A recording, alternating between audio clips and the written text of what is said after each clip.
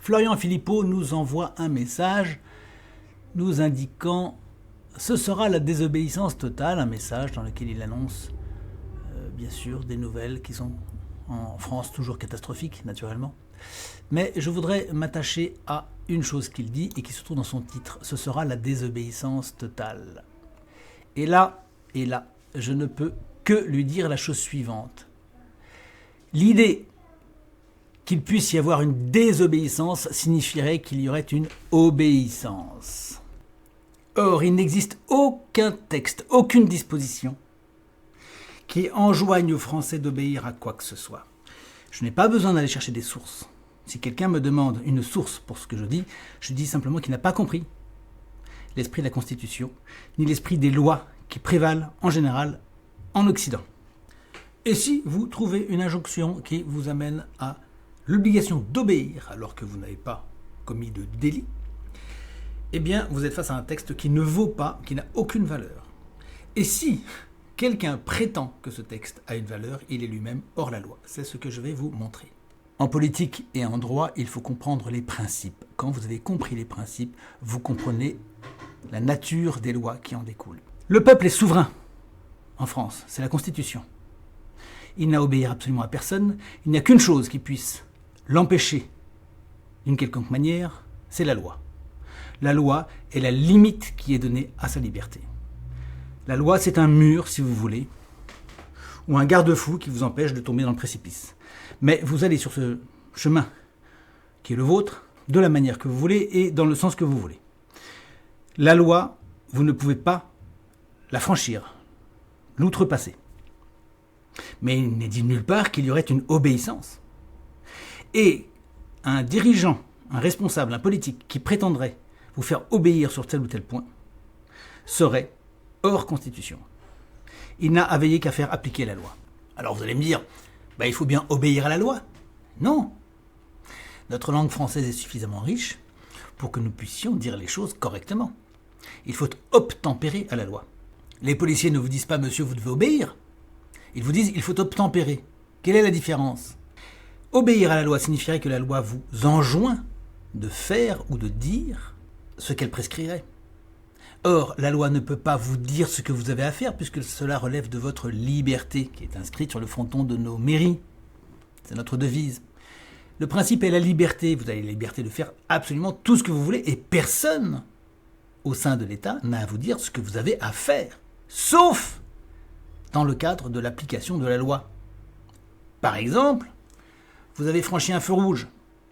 À ce moment-là, vous avez outrepassé votre liberté et vous avez commis une faute vis-à-vis de la loi, ce qui pourrait être un délit.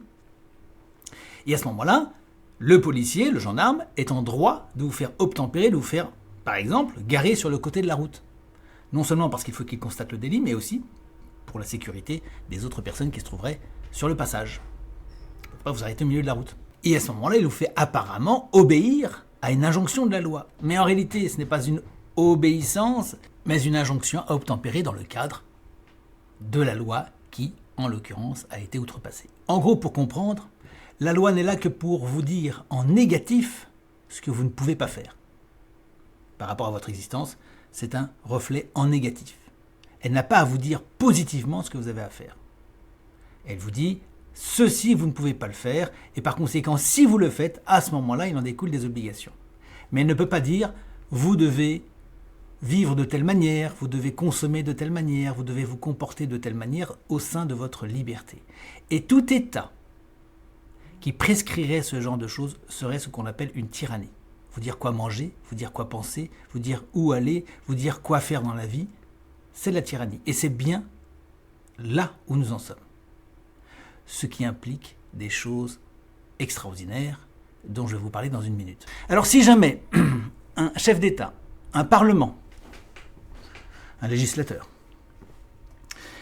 voulait vous faire obéir à une quelconque injonction qui ne répondrait pas à ce principe de la Constitution, il serait lui-même hors la loi. Et un chef d'État qui est hors la loi est illégitime instantanément. Donc il perd toute espèce de pouvoir d'agir factuellement et dans le droit. À ce moment-là, il est sorti du droit constitutionnel et du droit qui prévaut en République française. Et, de ce fait, il est hors du droit. Il fait sortir l'État hors du droit. Donc nous sommes à ce moment-là dans un état de non-droit.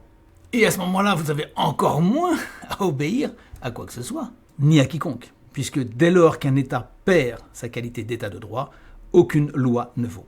C'est fini. Vous êtes libéré sur le champ.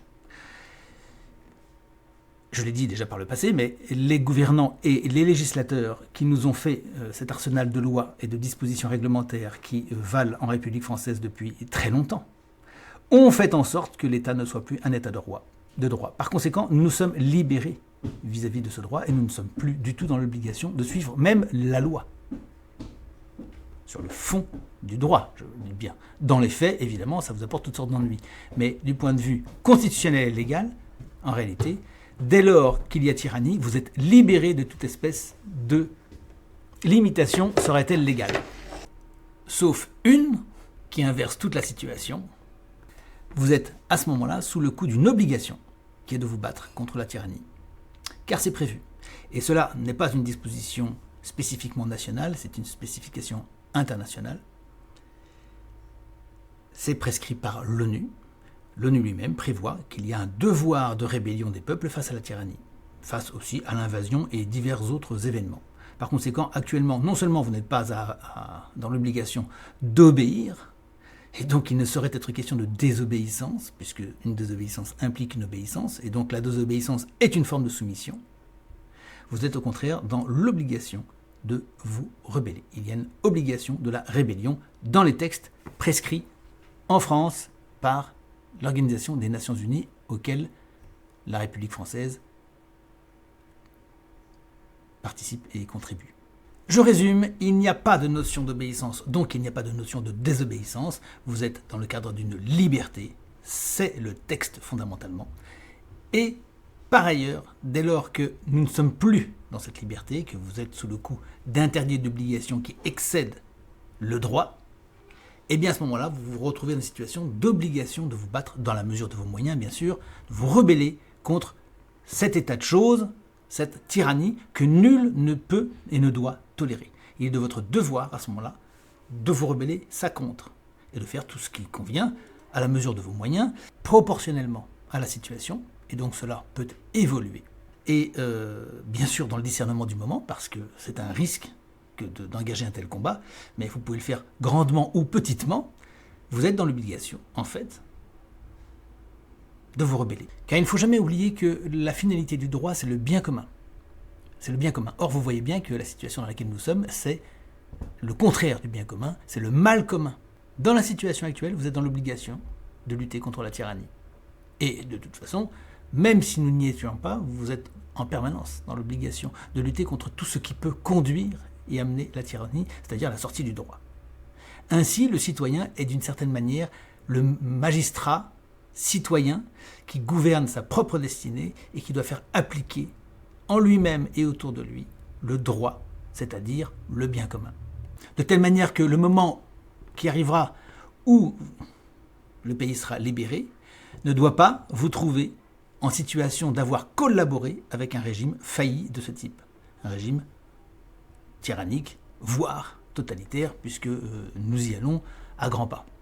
Si vous voulez nous aider, n'oubliez pas, il y a un moyen excellent, c'est de récupérer nos livres. Récupérez les livres ci-dessous, vous verrez ravitaillement, récupérer les livres, c'est très bon pour vous-même, ça permet de partager nos idées et ça soutient le mouvement qui travaille pour vous. Et enfin, si vous le souhaitez, de manière un peu exceptionnelle, et parce que j'ai quelques disponibilités en ce moment, nous pouvons avoir, si vous le voulez, un échange d'une demi-heure. Vous me le dites en me laissant un commentaire ci-dessous, et à ce moment-là, nous arrangerons pour pouvoir nous parler. Enfin, je vous demande, comme à l'accoutumée, de bien vouloir, s'il vous plaît, mettre un pouce levé sous cette vidéo. Allez-y, c'est en dessous. Je vous laisse faire. Et puis, bien sûr, pensez à souscrire de façon à recevoir les vidéos au fur et à mesure.